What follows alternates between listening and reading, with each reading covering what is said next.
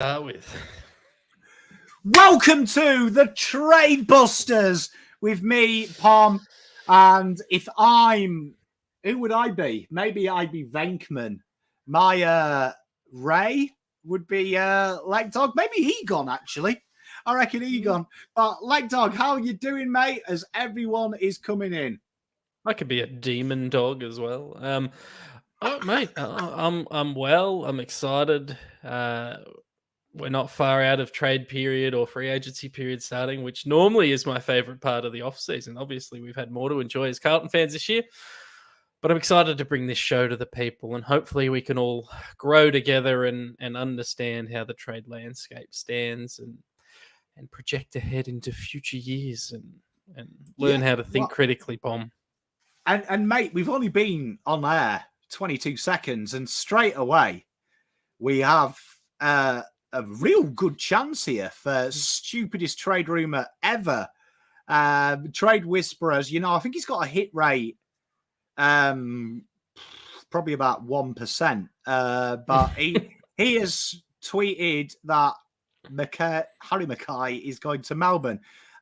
We will cover that later in the show. We'll have a little bit of a laugh at that. But we've got some trade rumors hot off the press that, as a team, we can come in. As my mate Faz asks if you're okay. We've got Koken in the chat. We've got Paul, Ryan and Mel. We've got Big Tony, the legend that is James, Paul, Chills. Got a new member, Pom. What? Got a new member. It's all happening. Oh, Jesus. And we've got Bridget W. Everything. We've got everything. And we've got the beautiful Bridget joining. Thank you very much for becoming a member. So here we go with the first problem. Todd Goldstein. So thank you very much, Mrs. Pom. She's our Janine of Ghostbusters. Todd Goldstein, he has today been publicly evidently declaring that Essendon is his preferred destination. 35 years old, 201 centimetres, 101 kegs. Pretty decent year for the old fella. And Essendon being linked. So let's talk chat among ourselves.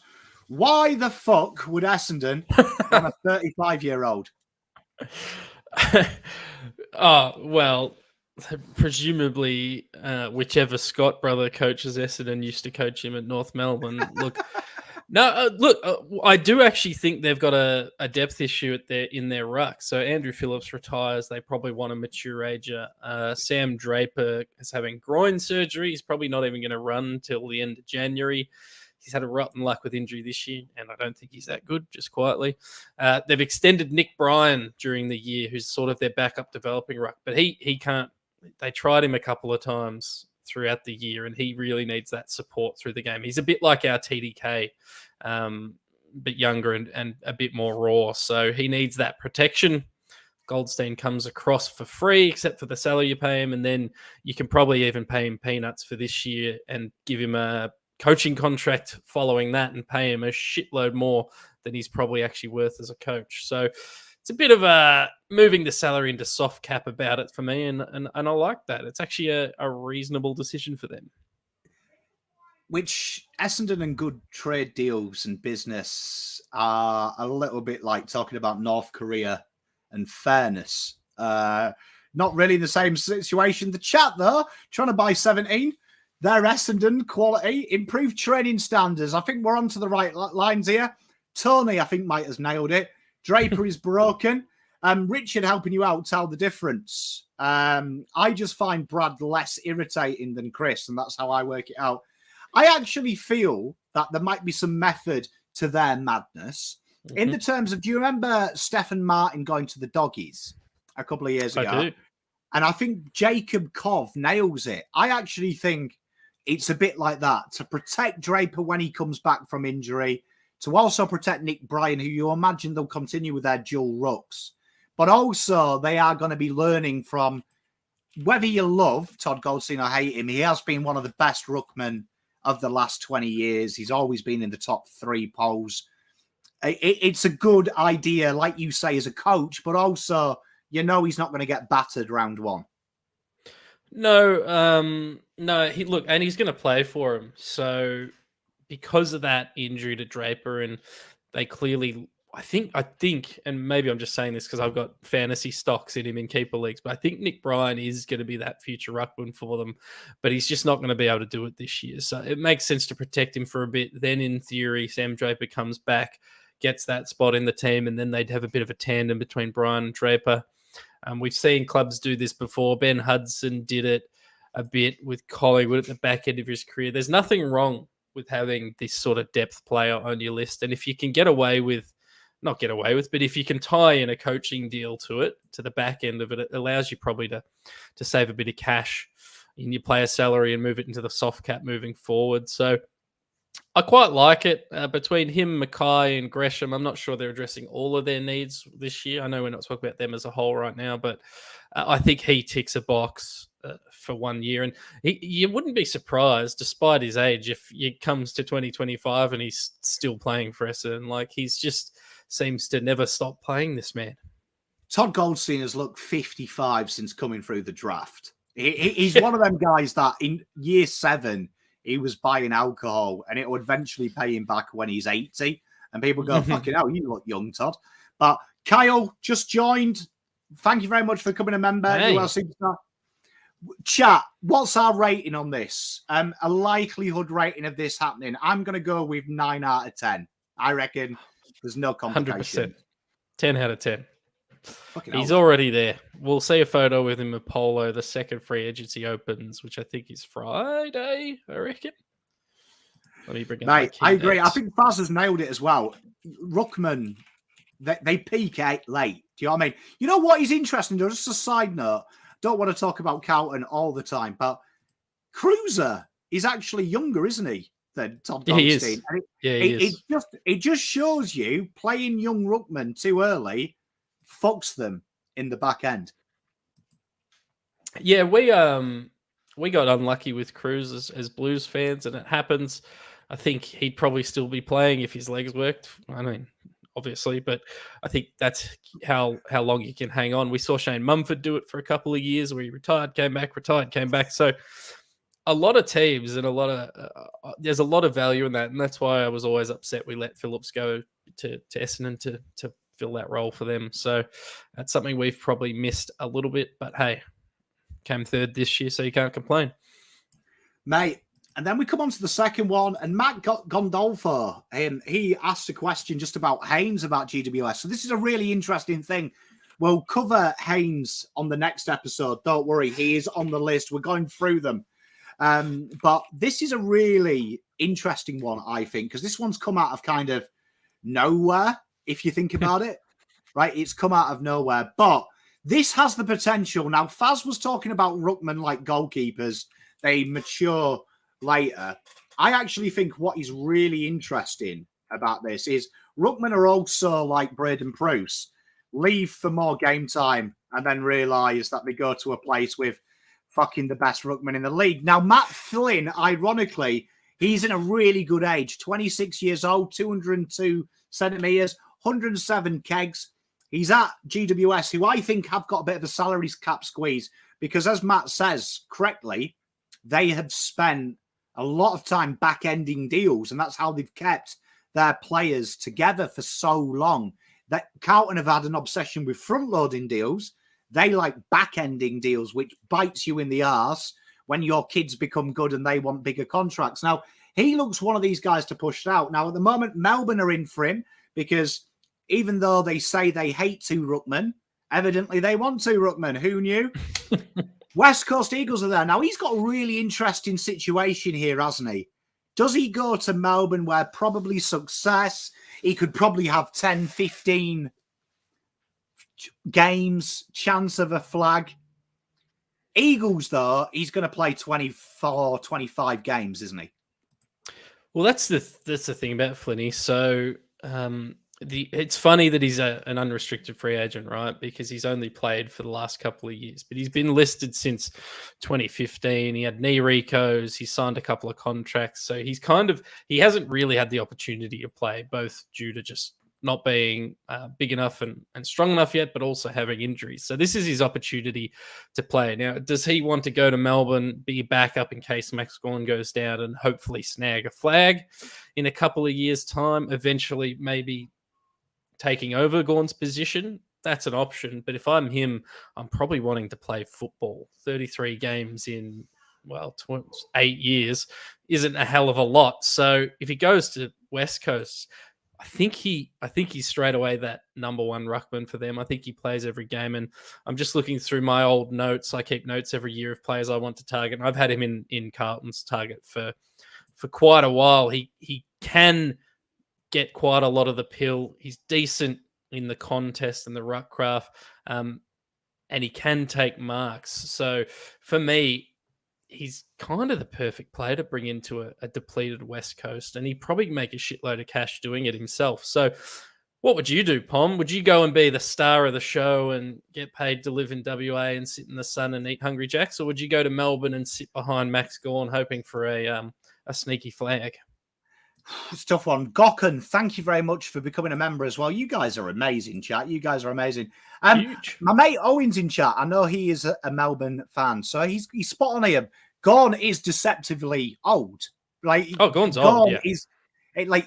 Gawn feels like he's only been here 2 minutes, but it's like the opposite of Goldstein. He's been around forever, but you forget.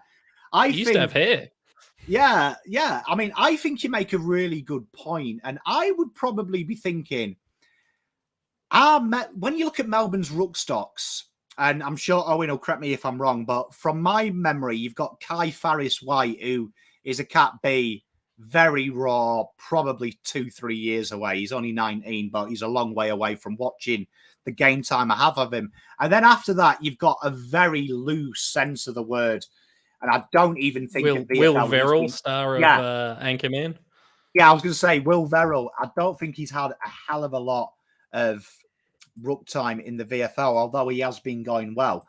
So it makes sense. And I think you may see a reach. I think Melbourne got it wrong. And I think Melbourne maybe brought into the hype that Grundy could be a forward.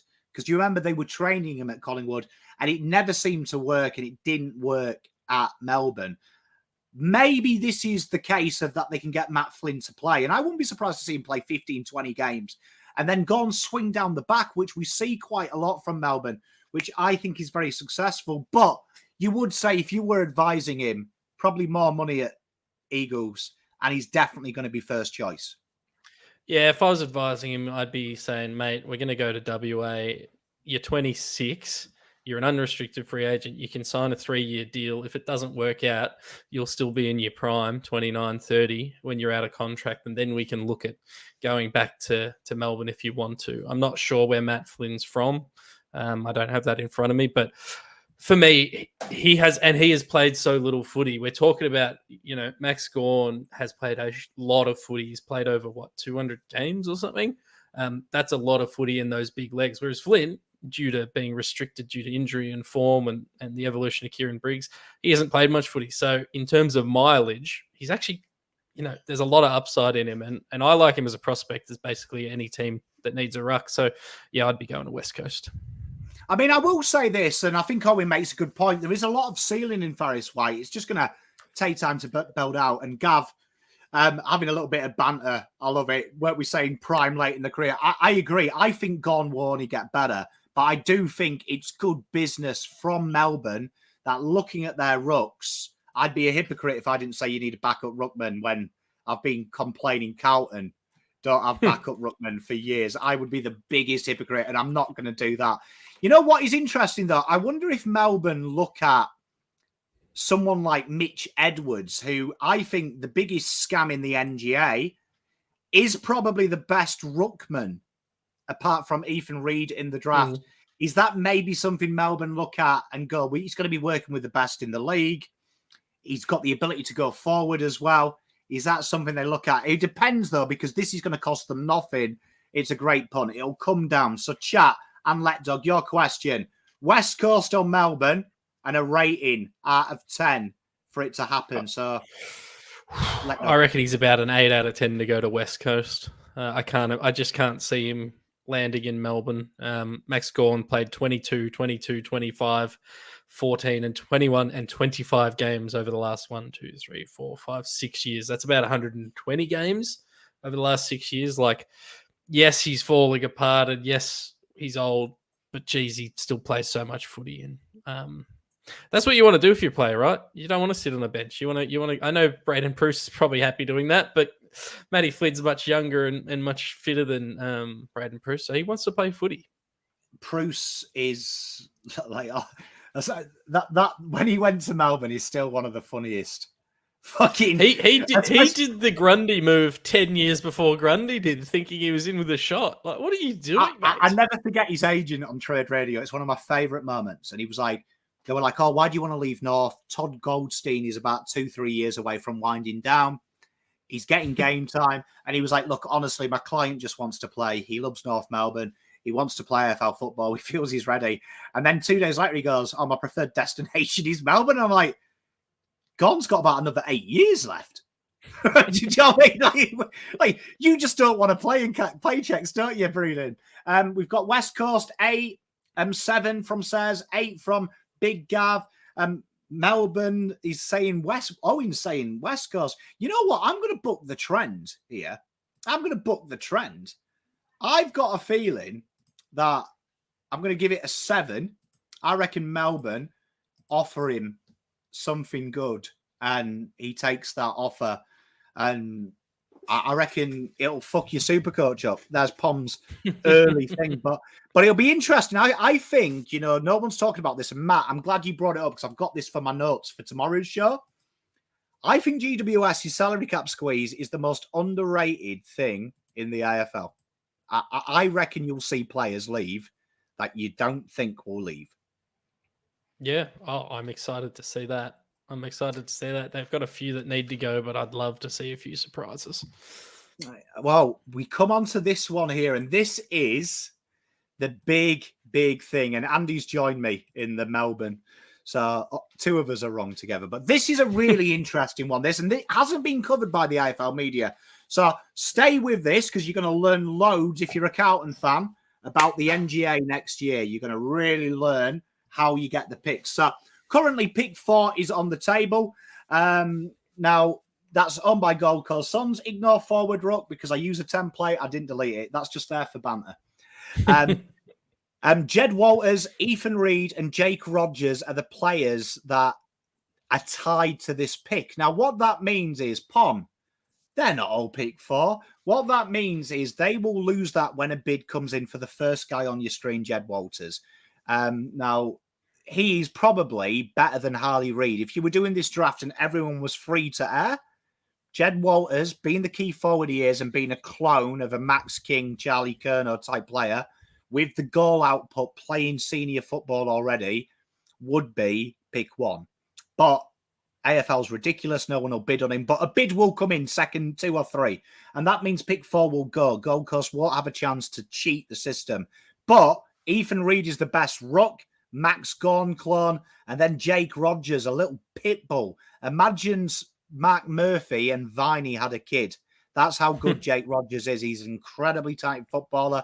Both of these will go top 10. Now, Owen will like this because I suspect, and you'll see there 2 firsts with an asterisk, the way the AFL system, and just remember why I've said this, because the next slide you'll see will explain this. So just try and get a visualization. 2 firsts actually work out better, even if it's 18 and 17 for pick 4, than holding pick 4 in this scenario. And the 2 teams I suspect will be trying to get into the top 5 will be the Bulldogs, but also Melbourne, who I feel are a very dark horse for the Harley Reid deal as well, just quietly. But I think both of these clubs will be in it. So chat, let me know what you think. Any questions? And Lek Dog, fire away with your synopsis of pick 4. Well, I don't think that just Melbourne are dark horses. I think the Bulldogs are dark horses for Harley Reid as well, just quietly. So I think whoever gets pick 4 is going to get Harley Reid somehow. That's my gut feel, is this is a key cog to getting him in the door. But let's talk about it. Pick 4, a bid is the reason we're talking about you have to trade pick 4 is because we know the clubs are going to bid on Walters before pick 4 comes up. And if they don't, it's the biggest mistake since no one bidding on Nick Dacos, because I'm with you that he'd be going 1 or 2. So they need to trade the pick because A, they're going to get better value for matching the points, but B, there is going to be a bid before pick 4, and you don't want to lose it for nothing. Now, me and you, we can talk about this in another stream, Pom, but we have some proposed solutions to that system. But I think we'll wade into that when the waters are a bit warmer. So do you want to take us through the pick value here? Yeah, so it all might sound a little bit confusing, which it is. It's a stupid method, but I always prefer to see picks instead of as 1, 2, 3, 6, 8, 12, whatever metric you want to do. Actually break them down to their points. So what you'll see here before your very eyes is, I'm going to explain it. Don't worry, stay with me. Right, so at the top of your screen where it says Gold Coast Talent, you'll see Jed Walter, Ethan Reid, and Jake Rogers. Now, the pick value / discount that's next to them, right? At the moment, Jed Walters is projected to go pick 2. It is believed that whoever has pick 1 will do that stupid thing where the NAB give them 50,000. They get a fucking Hyundai for a year. Get a photo. Yeah, do you know what I mean? So pick 2 looks like where the first bid will come in for Jed Walters. Now, that would be 2,517. With your discount, it's 2,014. The next guy, Ethan Reid, is anywhere between 7 and 9, but we've tried to make the maths easy. If it's pick 9, they owe 1175 with the discount from 1469, 1014 at pick 12, which means they would owe 5,244. So a good way to think of that is that's just roughly pick 1 and pick 3 in compensation. But remember, they need to give 3 picks to make that debt. It's not, they can't build the debt, right? It has to be 1 pick for 1 pick to cover the debt. So that comes at 4,200. So with the picks they've got 5 picks at the moment. Their 5 picks are still 400 less what they would owe for them picks. So they owe 4,203. If they burnt all these picks, they'd still owe. And there's an AFL debt system. So you can owe up to a figure that is secret to the public. It's a lot, though. Just so you know, it's a fucking lot. But that would mean that next year, if they took that debt in 400, they would go down 400 points pick worth, which is roughly 2 picks if you were in the first round. So, argument's sake, pick 2 becomes pick 4. However, if they trade it out and they get 2 firsts, the debt would be paid and provisionally they would still keep pick 35. So by splitting 4, a good way to simplify this for you, chat, is imagine currency, imagine coins, right? And do you remember that old joke? I'll give you £10 coins for one $20 note. We used to take the piss out of your stupid mates and say, but you got 10 coins. Roughly, that's what it is, but it's a 20% discount. But the way the AFL system works, 2 picks, like 12 and 18, works out better for the club than having pick 4, because pick 4 can only be used for 1 debt. It's almost like a Visa gift card that you get from your Auntie Berris at Christmas that you can only redeem at 1 shop. 2 picks is like having 2 £50 notes. So this is why teams will do it. And this is why I always implore you that it's not essential to have picks next year for the draft because of the way the compensation scheme works. Yeah. So, I mean, simple way to work. If these bids come in, it's worth 4,203 303 draft points or whatever you want to call it. Their pick 5 doesn't cover the debt and it would waste the value of pick 5. Pick 5's worth more than the bid on Jed Walter. So they just want to turn that into 2 firsts this year so that they can match any bids that come on these 3 players. And they don't have to go into debt the following year by doing this. Lockie Jack's asking why pick 2 is worth 2,517 points and why pick 9 is worth 1,469. It's because the AFL made that up one day. Basically, they said pick 1's worth 5,000 points, and then they worked backwards from there. They also get discounts. There was a question earlier. Father sons, you get discounts, and NGAs, you get discounts. I actually think you should have to pay more, but the reason you don't have to pay more is because they don't want clubs getting bid on, having players bid on so much that it becomes impossible for them to actually match the bid. So if they didn't have to pay a discount, you could have pick 1 and you could bid on every academy player at Gold Coast, and all of a sudden it's impossible for Gold Coast to draft the players that they built up through their academy over the years. So it's a little bit of leniency to stop people messing with the NGAs or father son. But in my world, I'd make it so you could absolutely mess with them because it's fun. Yeah. So it's effectively, like you said, it's a safeguard, Richard, to stop teams going pick 1. If I was West Coast, there's nothing illegal with, if I was Eagles, going pick 1 Jed Walter, pick 2 Ethan Reid, pick 3 Jake Rogers, and then just going through the NGAs like a tit. So, do you know what I mean? I could just do it knowing that if there was enough NGAs and father sons, no one has any picks left and it's just me in the draft. So it's to stop that. Tell you what might make it easier for you is we can do this. So, Anthony, that is exactly what we're saying. So if we go to this slide, right, you'll actually see what the picks. Why can't I get rid of your comment? There we are. So if you actually say, there we go. It's 2 firsts, right? It's 2 firsts. So what we'll try and do is we'll try and play and see if this will make it easier for you.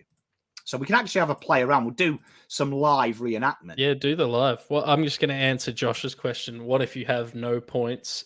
You can go into debt.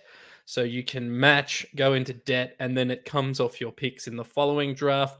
At this stage, we've had no one have no picks. Like they always make it work. And that's why you see some people live on draft night going, shit, we're going to need a few extra points tonight. All right, we'll trade our future second for your current third, because we need the points today, so we don't have to worry about it next week. Next year. So, like Dog has nailed it. So let's just. This is Pom's little draft sheet. Here we are. Let's do that. Lucky Jack. Gold Coast don't have to specifically use 2 first-round picks to pay this debt. They have to, but it's in their best interest to turn pick 5 into 2 firsts, so that they don't have to burn every single pick that they own to meet the minimum number of draft points. So it's in their interest to turn pick 5 into 2 firsts so that they can potentially hold on to some picks later in the draft or not go into deficit the following year. Yeah, so what we'll do is, this is pick 4, right? And as you can see here, this is the points of pick 4. Now, pick 4, you can see it changes in points if this was a pick 4 bidding system. So you can see we only work from the actual points. So let's just say they were going to sell pick 4. And the one that we think that they'll use is the Doggies pick 10 and 17, right? So for them, why that works out really well is this is what it's worth together. Now, you often see these picks in the AFL trade period sold as a discount because pick 4, even with the discount in reality, because it's going to be eaten up because Jed Walters will be taken here, right? That means that will kill that straight away. Kill it straight away. Then the AFL will go back and kill pick 29. So if they keep pick 4 and a bid is at pick 2, it will kill pick 4 and it's deleted. No one gets that. Gold Coast are white from the record books. And that pick 34 is white from the record books because that works out to be 2020. The AFL round it up and that means the debt is paid and they keep the picks that are left, bar them 2. And then when a bid comes in, picks 8, they lose every pick. What we're suggesting here is, as you can see, these West Coast picks, that's what their real value is, right? Their real value will be 13 and 10, 25, right?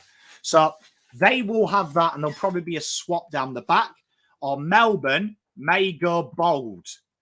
Melbourne may offer their pick 5, so they fall back a little bit, and pick 33.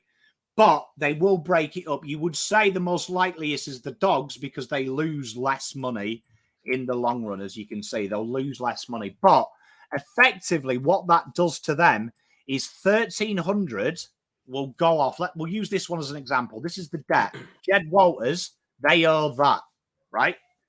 They owe 2014. So let's just say in this scenario, they've got 2 different picks, right? 1,300 will come off, and then they'll take away their 700, which is Gold Coast's 29.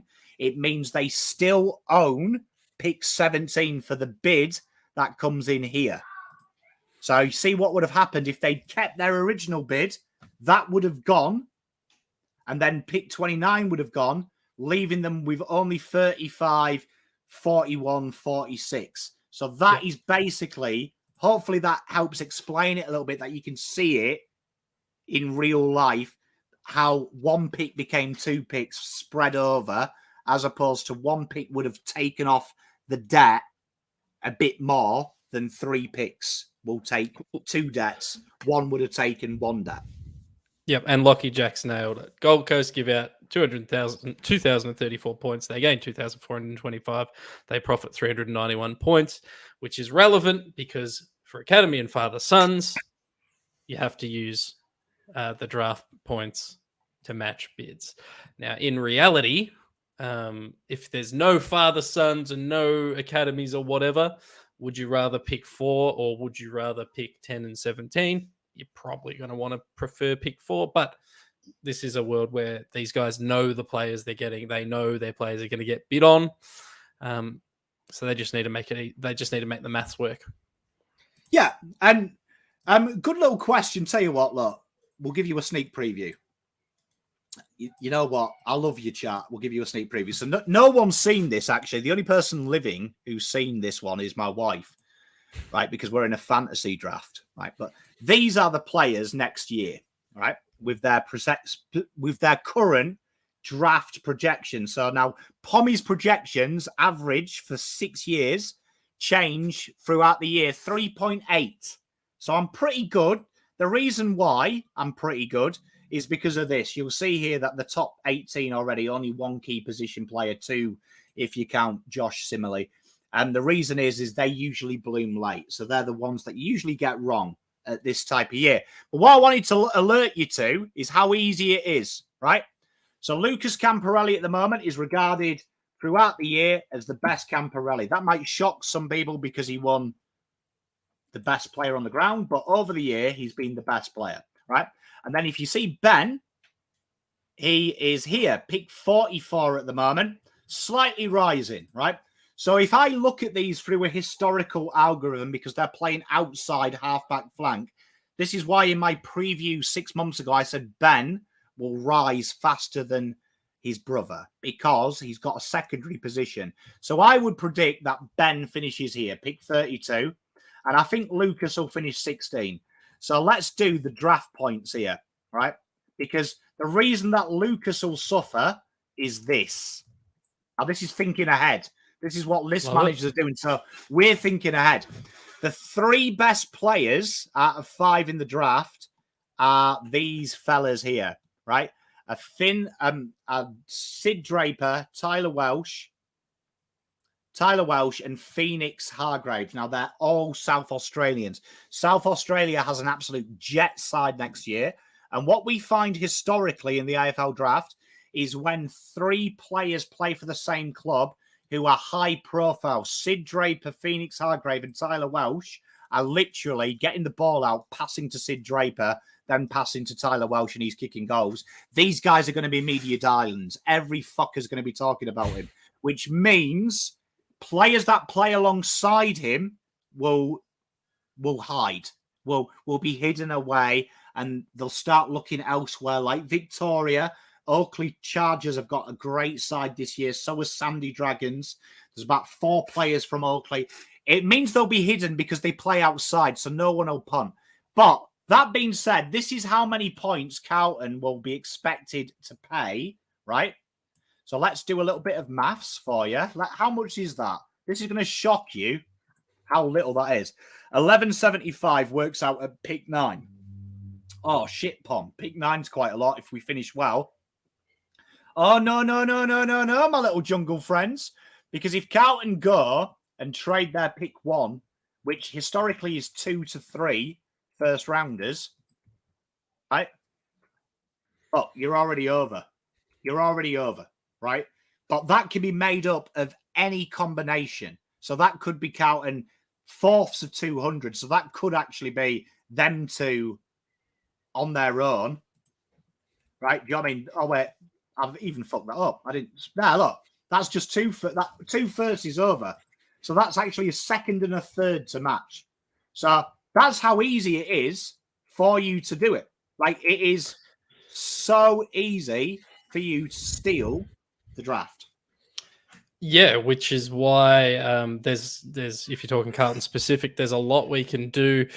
We can bank a few seconds and thirds next year to match picks. We could, you could potentially move up the draft next year, knowing there's probably not going to be a bid on the Camporellis. You could live trade up to a top 5 pick and still, if you've banked enough points this year with some of the trades we're about to talk about, you could still also get the Camporellis. So the world's our oyster. The easiest thing to do is trade your first for a second and a third and be done with it. But if you're being really clever, you can bank enough points and actually move up the order and make some bold calls. But we can spend more time on that later. Let's talk about...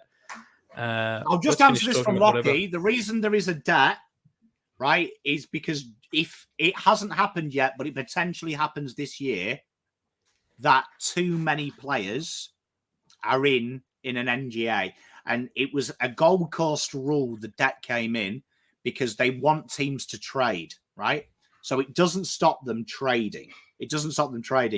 But effectively, if they didn't allow the debt, you could have a situation this year where you've got 3 top 10 players and potentially Gold Coast would have to trade players to get the points in, which would go against why the AFL have given Gold Coast access. So it's basically to stop that. It starts in November.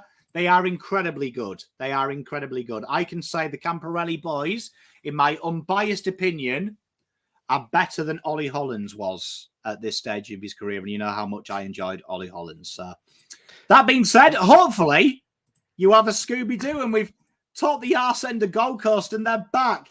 Gold Coast, mental.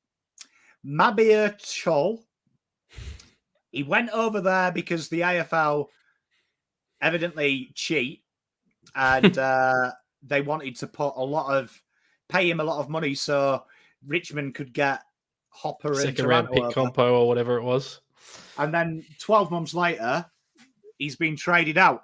Adelaide, North and Hawthorn all linked. If you watched our show last week, all 3 of them we linked with him. Second and third is the value. Forward ruck, 26 years old, played a lot of games in his career already for some good systems. Leg dog, why the fuck are they changing him? Well, they're trading him. There's probably a couple of reasons. One, he's fallen out of favour in that forward line / ruck department. But 2 is probably, I'm guessing, that the deal was back-ended that sent him from Richmond to Gold Coast, which got Richmond a second round. I think it was a second round pick, which allowed them to do one of the Hopper Taranto deals in a roundabout way. They probably back-ended his deal and they probably can't afford to pay him anymore. So his value is based, I would say, let's take the footy away. He can be a forward that pinch hits in the ruck. No worries there. We've seen him kick goals in the VFL. We've seen him kick goals in the AFL. I don't think there's any questions over that. And he's quite young as well. He was the youngest free agent to ever move. But I think his value actually comes down to his salary, which isn't public to us. But if you're getting a second back for him, you're probably paying a chunk of his salary. If you're getting a third back for him, the club that he's going to is probably paying the salaries. So I think on skill level, output, upside, etc., he's probably worth a late second. I suspect a third will get it done. The caveat to that poem is not all these clubs he's linked to have seconds necessarily.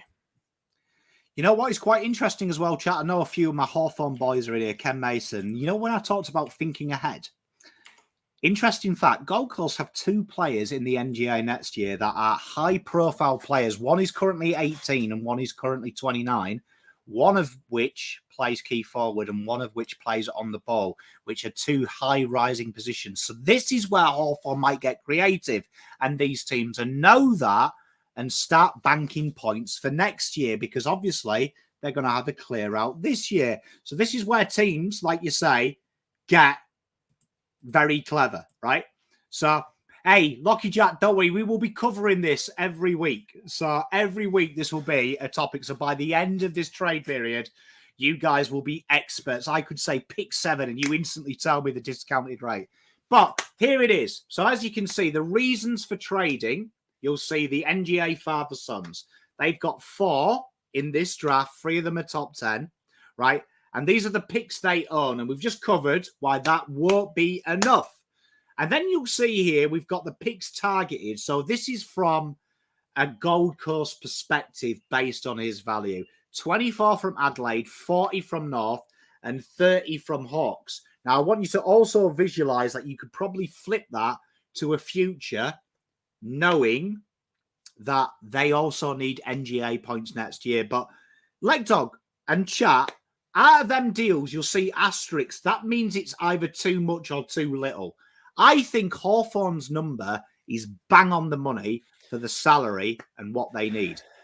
Yeah, I think in terms of value, that pick 30 is the closest to the mark. That'll obviously blow out probably to 35, 36, 37, which once you take out academy players and all that, I think that's where his value sits. I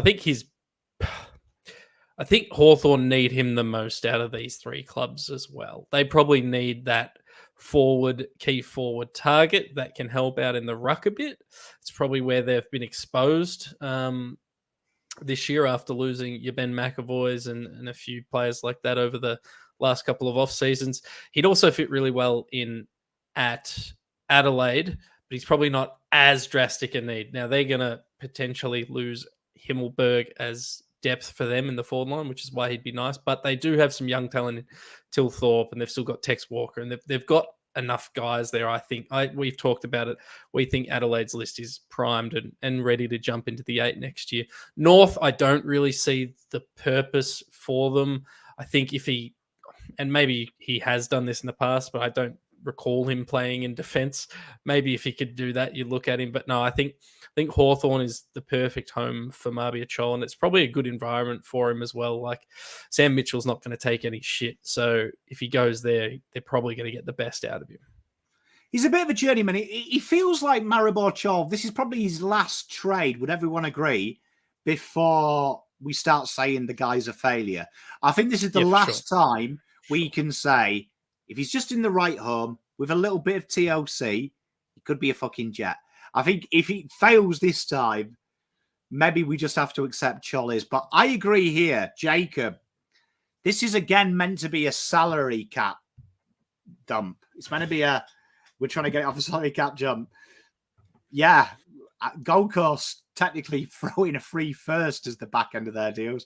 But chat, I want you to answer me. Where do you think he'll go? And what do you think the value is? And what's the likelihood? So which is the likelihood and where do you think he'll go? Let Dog, where's he going? Yeah, so I think he's going to Hawthorn. But I'm only going to give that sort of a 6 out of 10 because I agree. There's a couple of questions I want to answer here. So he'd be a perfect fit for the D's, says Matt. Agree 100%. Salary would be the question mark there. What age is he? He'll be 27 next year at his 3rd club with at least 2 years remaining in his contract. Remember, this guy kicked 44 goals in 2022 as a key target for Gold Coast, so he can hit the scoreboard, kick 2 goals a game. And then Lucky Jack, sorry for all the questions. If Suns trade Chol off to another club and get a pick, do they get points that they can use to pay debt? Yes, they will get more points that they can use. They will not get a debt from bringing in another pick. Yeah.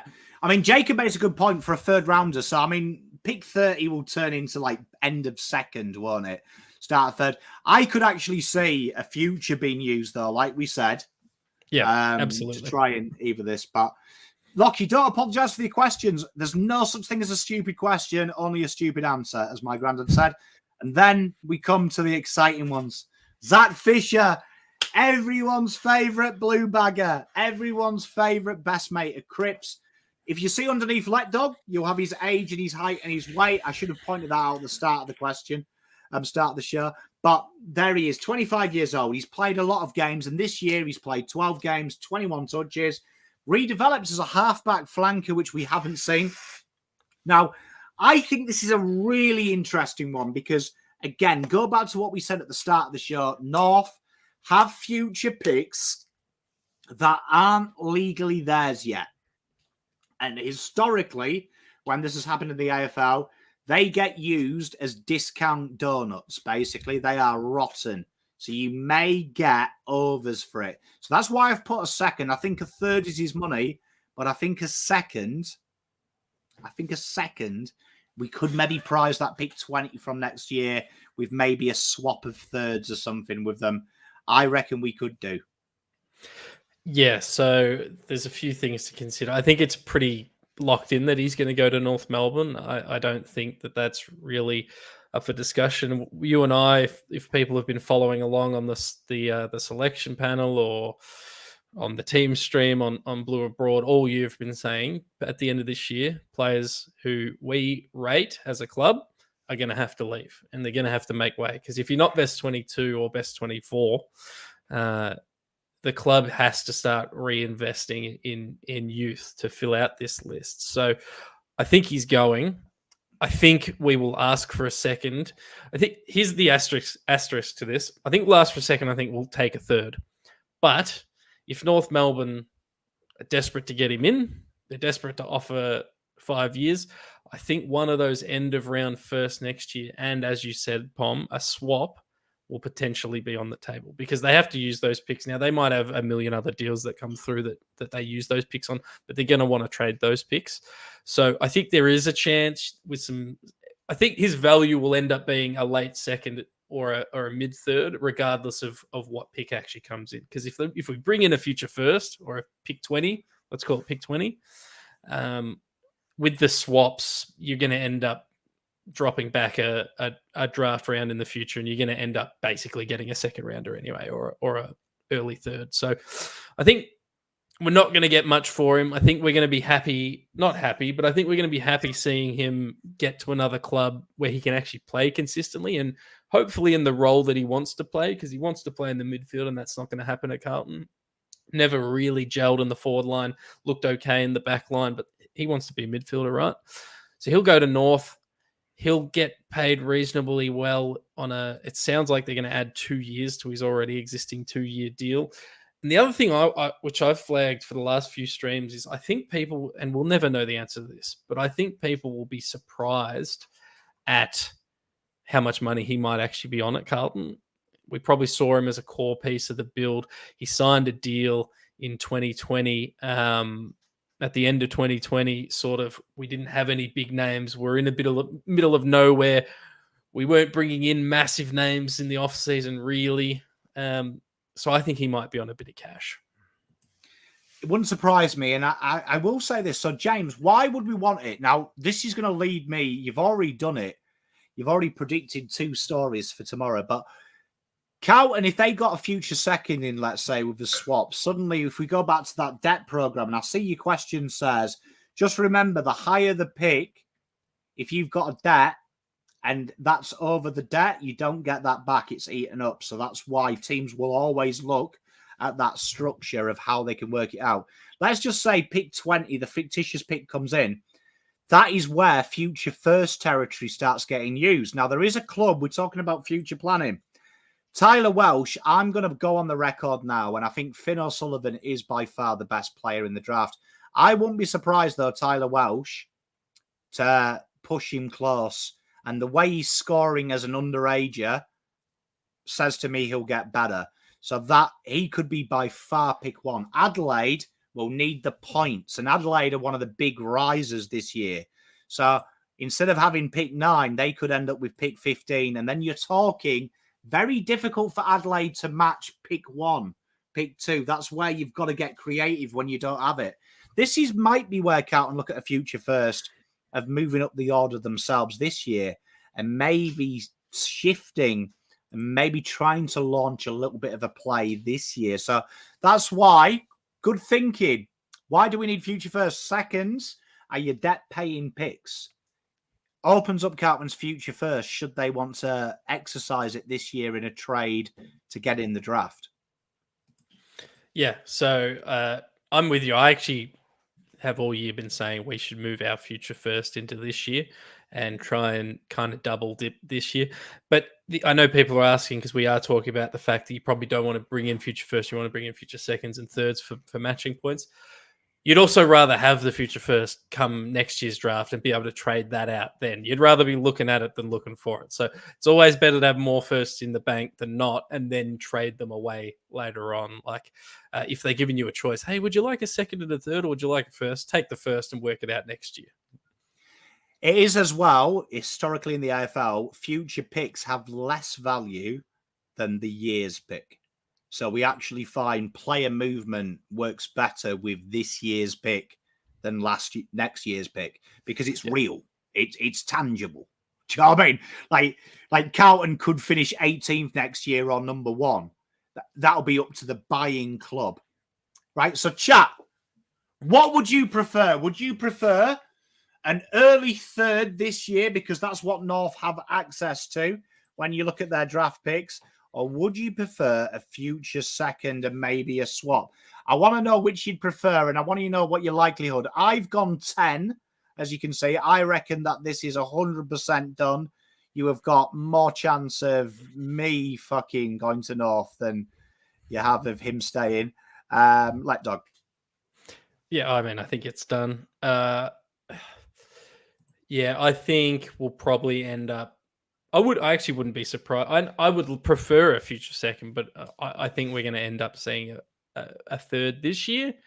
And knowing Nick Austin, he'll just take that to the draft and absolutely smash it with a live trade on draft night and get Lockie Cowan or something like that. So, yeah, I'd love the future picks, and it would make it easier to do the whole Elijah Hollands deal whenever we talk about that in the coming shows. But yeah, I mean, right now I'm saying that we'll get a third this year. Yeah, I think if it's a third this year, I'll guarantee whatever that pick is used on Elijah. So I'll go on record. And then the next one, cult hero. Everyone loves him, right? Just to answer your question, Chills, they changed the rules last year. So the AFL love making rules up on the fly. The rules now are 3 list changes. So that's 3 list incomings, which can be used now through the AFL trade, the draft, the rookie draft, and just for banter, they have also included the preseason draft and delisted free agents. So literally the AFL now have basically said, do what you want. No one cares anymore. So we don't have to do that rule anymore. Yeah, we're very lucky. We're very, very lucky. Paddy Dow. So 10 games this year. Played a lot. From Matt, by the way, in chat. We'll throw it into this one for you, Matt. You've been asking good questions. 4 clearances, 4. I put these stats here because this has turned me on. Not often do you see alliteration in stats. 4.2, 4.2, 4.2, score involvements, clearances, and I-50s. 23 years old, hitting the peak of his powers. Usually 24, 25, you start to see it. Let's talk about him, right? When we did St Kilda, we said that they are like reverse Carlton. They have got a load of the same fucking players, but they're all the same player. That's not an inside purist apart from Jack Steele. This guy's weakness at Carlton is Voss likes all of his midfielders to have another job. And that is probably the big negative on Dow. Even if you take everything else out, it's the fact that Voss's mantra with him, even in the VFL, is it's a lot of game time to play a very rough, crash-bash game style. But he fits in at St Kilda straight away. Yeah, he does. He does. And I don't think we're going to spend time on it because, you know, Sydney are going to meet with him. But this is, to me, is St Kilda. He's bloody already signed. Ross Lyon will love him.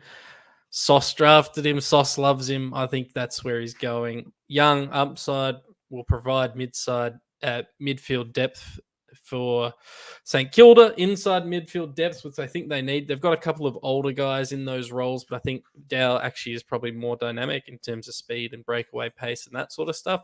So I think he fits in really well there. There's an argument you can make for Sydney as well, but I think let's focus on St Kilda because I reckon that's where he's going.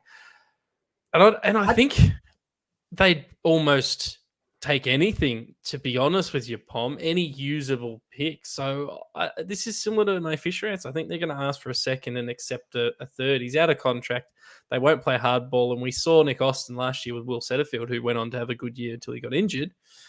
He let him go, and it was a low stress situation, which I think is Nick Austin's apparatus.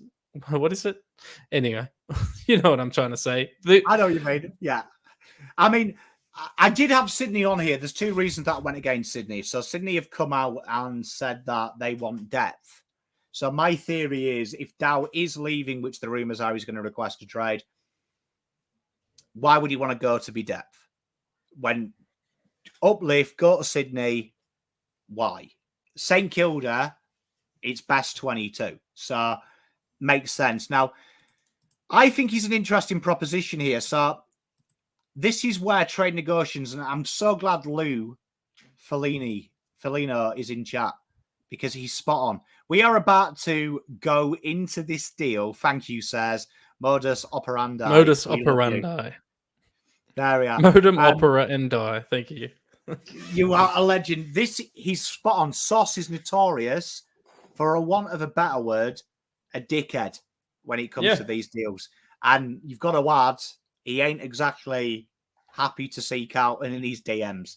So This is interesting. I think you're about to witness the great battle because it's guaranteed we look at their picks straight away and we're like 32. If we can get 32, we all have a kiss and a cuddle, down icon, I'll get the beers in.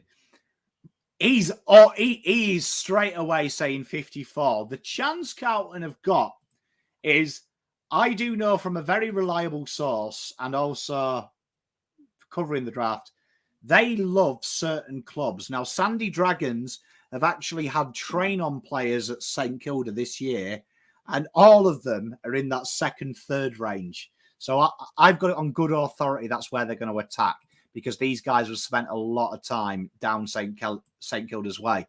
So that would suggest to me that their seconds and thirds this year are probably what it is. He's what they're going to use. So that's why I think these are a very interesting proposition for a future deal as well. Sebastian, genuinely though, that they've got to be really bad.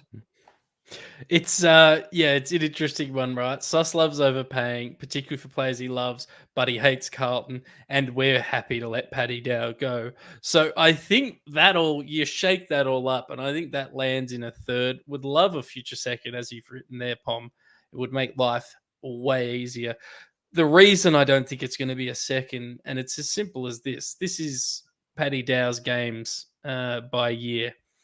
2019, 3, which was 2020, 17 with some sub games in 2021, 2022, just the 4 games, including sub games, and then just 10 games this year, including sub games. And we love him. You know, he's shown some really good signs this year. He stuck around. He backed himself in. But he needs to play footy. It's similar to a lot of these guys. He's not going to play footy at the Blues. Yes, it hurts our depth, and it will mean we have to go out and find some players who are comfortable, as a Carlton fan, who are comfortable being that depth and not playing. But Paddy Dow's clearly done his waiting.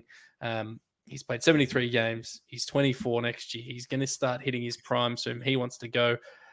This isn't one that you make too difficult for Paddy Dow. We'll ask for a second. They'll offer a fourth. It's going to be a third. That's my guess. Yeah, I'm with you. It is sad it ended up like this. I mean, it's the nature of the beast, though, Bridget, isn't it? Unfortunately, you play by the sword, you die by it.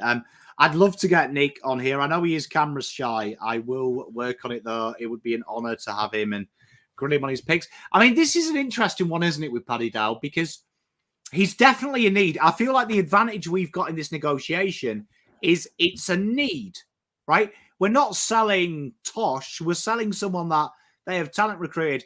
And I think that this is a really interesting negotiation because if I was Nick Austin, I've been thinking, how do I sell this trade? I play up to his ego. This is your chance to prove Carlton wrong. And I reckon, I really, this is my sneaky suspicion. I think it's going to be harder to get a deal from North than it is St Kilda. I get a feeling that I'll give Sauce this and I'll give Nick Austin this. Both of them are player first mentalities, right? Both of them have done it. Sauce has done it in a little bit of a different way because we've seen it when he's buying players, right? That he is like, this is my offer. I want him to go. We know Nick Austin, though, has a very public reputation with a Setterfield deal and numerous date deals, doggies, that he doesn't demand overs. He just wants to get the deal done for the player. So you know what? I could actually see a scenario where 32 is used and Carlton give a third back next year. Oh, yeah, that's true. That's true. That's the thing we need to probably discuss a bit more on this, not specifically this show, but when I'm saying we will get a third, it could be a second with a swap that's basically ends up equaling a third. So, but it's a good chat. It's a good chat. Mate, it's going to be an interesting one. And you know what? You know, the real winner in this trade, and I want you to give me a likelihood chat out of 10. I think the real winner in this one is Jack Carroll. Because I think now Jack Carroll gets 25 games next year as the senior on-baller in the VFL. So, ultimate greatness goes for a third. I mean, that's it. You're selling it, and Carlton have historically played overs because we've overrated how good we can make them. So, I mean, I think there's a lot of arrogance to say, this is why I think we can get a good deal, because there's a lot of arrogance coming out of St Kilda from their list management and their coach, which means they're going to go into this deal thinking he's a first rounder in 2 years. We can make him a superstar, which might help Carlton play into it. And you know what? I want to ask a hypothetical while you give me your 10 out of 10s, 9 out of 10s. Jack Billings is leaving. So his agent has done a report today to say he wants to go. Just in argument's sake, let's just say Jack Billings, very similar position to what Carlton are targeting. If they turned around and said, swap Dow Billings, would you do it? I don't really want to be in the Jack Billings business, to be honest, Bom. Just a hypothetical. Yeah, like if he publicly said, yes, I'm happy being a depth player at Carlton, I'm happy to come and bide my time, similar to Luke Dunstan did it when he went from St Kilda, Melbourne. Yeah, but I mean, he can't get into St Kilda's teams. This is how many games he's played. Jack Billings, 3 games this year, battled injury, but mostly battled form. 8 games last year, battled injury and mostly form. So yeah, I'd rather an 18-year-old, to be honest, or a 35-year-old. Billings is, I'm happy not being in that business, and he's probably paid a shitload as well. You see, that is the stumbling block. The rumours are, now, obviously these are rumours, they're not verified, and I'm not pulling a favour to find someone's bank account details, but the rumours are that it is estimated, this was when he re-signed, at 550, which is a lot of coin for a guy with wispy hair, it has to be said. For a guy who's not playing. Yeah. Like me personally, I think he plays the position, and I think it's what we need. But I agree here with Stephen. There is them injuries. There is them form issues. He has always been up and down. Which is why I didn't want Jade Gresham, by the way. Matt, remember those sauces at the other team now. This is probably why we might get unders for Dow, because he's never done his ACL. If we snapped his ACL now, future first. But no, I think it's going to be an interesting one. I'm with the chat's consensus. I probably wouldn't do it, and I'd take whatever it is to try and bring in Elijah Hollands. But it's a tough one, isn't it? It's a tough one. It's going to be a very interesting one, this, because we're going to see what Nick Austin's made of, because he is going against the veteran of fucking you about late in a deal. And I imagine Nick Austin wants this deal and the Zach Fisher deal done within 2 days of the trade period so he can get Elijah Hollins in. Yep, I think that's the focus. I think that's before we finish up, Dan, mate, you know your onions. Nick Austin was a huge fan of Bailey Smith and was meant to be the reason that they took him when they weren't suspected to. Cal Toomey, this is one of the few he got wrong. Tell you what, if they do that future first deal, look out, Bailey Smith's coming. But chat, that's our first episode. We've gone well over time because me and Let Dog can't shut up. We love you. Thank you to all the members who have joined. You've been brilliant. We will be back tomorrow and we're going to be out throughout the week having a bit of a crack. So stay tuned. Send your questions in to me or Let Dog and we will do some profiles. But until next time, peace.